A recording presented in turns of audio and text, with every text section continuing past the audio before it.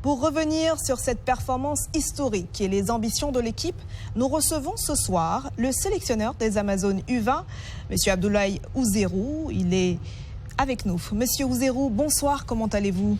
Je vais très bien, bonsoir à vous et bonsoir à toutes et à tous.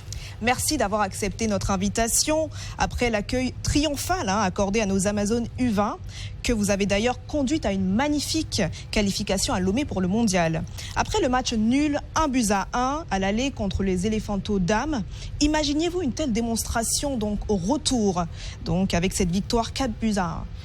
Non, j'imaginais une victoire mais pas une démonstration parce que marquer 4 buts à la Côte d'Ivoire quand même, il fallait le faire. Même si c'est vrai que nous, à domicile, durant toute la campagne, on a marqué en moyenne 4 buts à la maison. On a toujours marqué premier match 5, deuxième 4 et troisième 4. Mais 4 buts contre la Côte d'Ivoire, je ne m'attendais pas du tout. Donc je pense qu'elles sont transcendées. Tout le mérite leur revient. Je pense qu'elles ont été dociles, elles ont été attentives depuis le début. Ça fait des années qu'on l'a rêvé. Aujourd'hui, on est fiers de l'avoir fait. Félicitations pour cette victoire. Revivons ensemble avec Blaise Adangpo le résumé des temps forts de ce match victorieux. Coupe du monde féminine U20 de la FIFA Pologne 2026, les Amazones du Bénin y seront. Au stade de Kégué, les Béninoises ont validé avec autorité leur billet pour le mondial au terme de la manche retour du 4e et dernier tour des éliminatoires face à la Côte d'Ivoire. En position favorable après le match nul décroché à Ebimpe, 1-1, les joueuses de Ouzerou Abdoulaye n'ont laissé place à aucun doute. Dès la 17e minute, Ossan Soukou ouvre le festival offensif. Bien servi par Romaine Gandonou, l'attaquante béninoise conclut parfaitement son action. Sa reprise termine au fond des filets. Bénin 1, Côte d'Ivoire 0.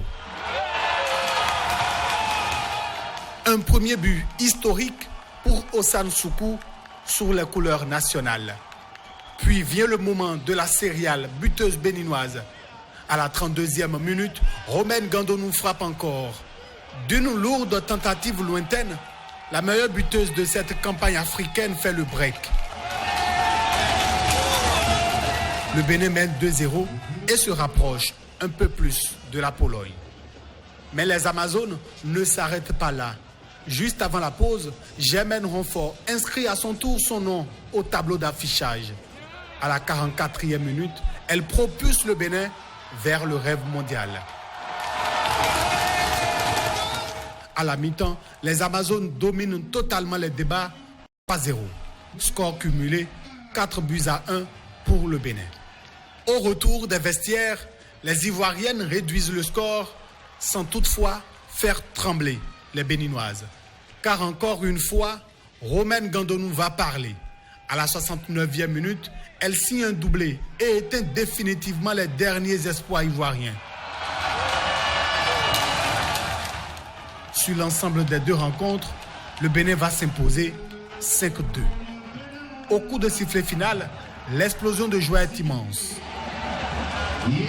Le Bénin décroche avec maîtrise sa qualification pour la Coupe du monde féminine U20 Pologne 2026.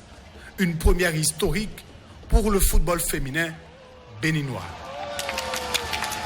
Monsieur Ouzerou, selon vous, quelles ont été les principales clés de la progression des Amazones U20? Un rêve assumé, un rêve assumé parce qu'aujourd'hui c'est vrai, on a cette qualification, mais c'est parti il y a 5 ans.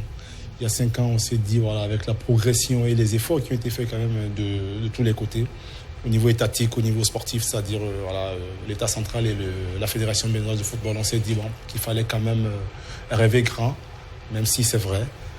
Coupe du monde, c'était pas donné. Donc je pense que c'est la volonté parce que techniquement quand même on a rencontré des équipes qui étaient très très fortes, notamment la Côte d'Ivoire individuellement sont de très bonnes joueuses. Je pense que ce qui a fait la différence c'est cette rage, l'envie de tout donner, de rentrer dans l'histoire parce qu'on n'a pas arrêté de leur répéter cela parce que vous savez il n'y a rien de mieux en fait pour un enfant que de rendre fier ses parents. Je pense qu'elles l'ont fait aujourd'hui avec brio et il faudrait continuer ainsi quoi. Aujourd'hui nous, et je l'ai toujours dit, la plus grande motivation certes, elle reste sportive pour leur carrière, mais quelque part aussi, il fallait quand même remercier nos dirigeants qui, depuis 10 ans, ont fait énormément. Parce que moi, je suis dans le foot depuis toujours. Ce qu'on a vu depuis 10 ans, on ne l'a jamais eu. Donc, et nous sommes en train de rentrer dans une nouvelle ère. Et tels des enfants consciencieux, je pense qu'on avait le devoir quand même de dire merci à nos parents. Comme je l'ai dit tout à l'heure, au niveau de la fédération, un nouveau président va prendre place. Et au niveau de l'État aussi, du Bénin, un nouveau président va prendre place. Donc il fallait quand même montrer que nous n'avons pas perdu notre temps et surtout encourager nos parents afin que ça se poursuive avec le nouveau centre de formation qui va être érigé à Lokossa. Je pense qu'on est sur le bon chemin, hein. On ne va pas s'arrêter là. Il faudra rêver encore plus grand et je pense qu'avec la volonté, on va y arriver. Bien sûr, nous allons y arriver. C'est une révolution féminine en quelque sorte, hein. Et certaines joueuses dépasseront bientôt la limite d'âge, qui est de 20 ans, avant la Coupe du Monde. Comment préparez-vous la relève pour garder une équipe compétitive? On y a pensé depuis très longtemps. Parce que déjà dans cette équipe, on peut voir qu'on a déjà 6 ou 7 qui étaient déjà avec les U17 la saison dernière.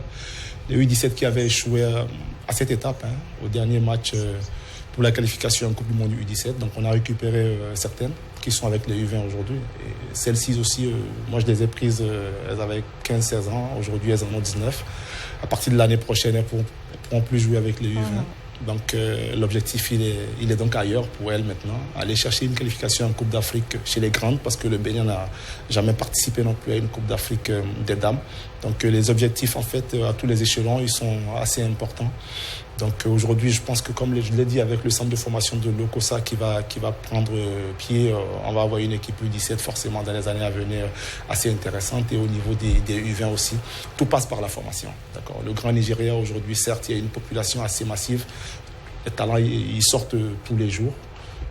Résultat, ils sont qualifiés pour toutes les compétitions de jeu.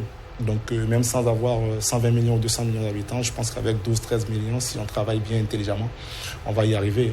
Sincèrement, je pense qu'on est sur le bon chemin. On a du talent. On a souvent douté de nous-mêmes. Donc aujourd'hui, c'est un Bénin décomplexé, hein, surtout chez les dames. Voilà, c'est un Bénin décomplexé. Il va falloir continuer comme ça parce qu'il y a beaucoup d'autres choses à faire parce qu'on est capable de beaucoup de choses.